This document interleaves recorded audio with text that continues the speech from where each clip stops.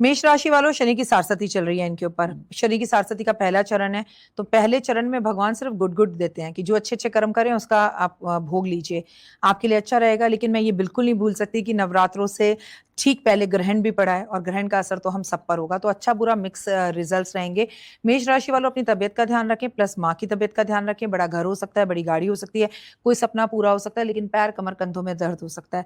पूरे नवरात्रे किसी छोटी सी बच्ची को गुड़ का दान करते रहें, खिलाते रहें, लेकिन वो बच्चा आपके घर का नहीं होना चाहिए, जरूरतमंद होना चाहिए। वृषभ राशि की बात करते हैं। ओए होए, बल्ले बल्ले है।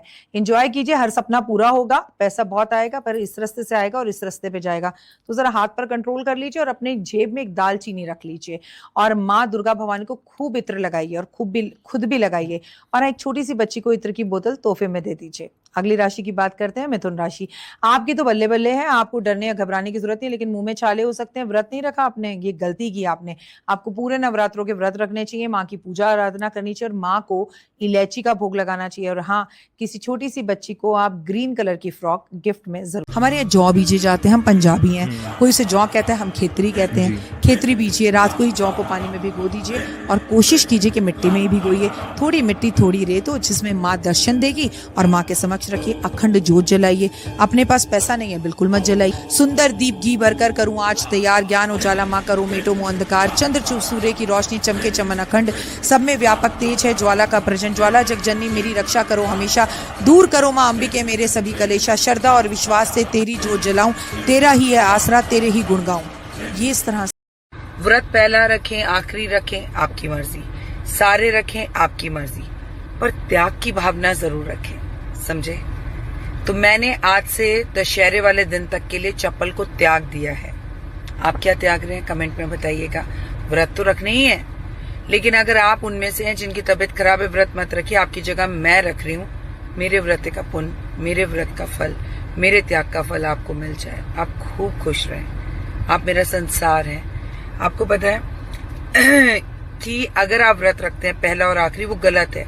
या तो शुरू के जोड़े से 2 व्रत रखिए या आखिरी के जोड़े से 2 व्रत रखिए। ओए होए, और कुछ त्यागिए, बुराई को त्यागिए, बुरों को त्यागिए, पॉजिटिव बोलिए।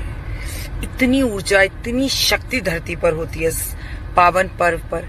जो दोगे वही मिलेगा। तो आओ खुशियां दे, आओ स्माइल दे, आओ कॉम्प्लीमेंट्स दें, आओ पैसा दें। सुबह माँ की जोत जलाओ, माँ को भोग लगाओ और माँ की आरती कर दो।